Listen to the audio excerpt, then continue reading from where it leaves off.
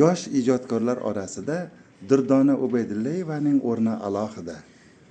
Mirzo Ulug'bek nomidagi O'zbekiston Milliy universiteti jurnalistika va o'zbek filologiyasi fakulteti talabalari orasida mana shunday iste'dodli yoshlarni ko'rib, demak erta yangi O'zbekistonning haqiqiy ijodkorlari kamolga yetyapti deb dilda umid paydo bo'ladi.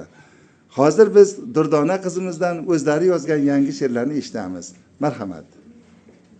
Yig'lab gul ekib, yuragingga nur ekib, qismatning qo'llaridan qochib qol berkin deya, otliq goh piyoda va sendan ham ziyoda ketib borayotirman. Shamolga yupanch sochim tortqilaydi, o'ynaydi, iforiga to'ymaydi. Men gul ko'nglimni ochib, ko'lga sirlarim sochib ketayapman. To'lmas dil, bu suv senga bormasmi? Kimning xayollarini zanjirlab olar yoding, shu yomg'irli kechada seni sog'ingaydir kim?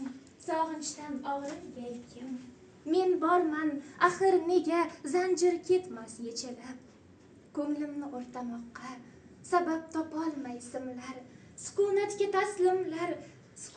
taslimlar. Men jimgina ichimdan, ko'z yoshimdan namiqqan nurayman kulgichimdan. Xudo meni ming izlab, ming bor topolmasinlar.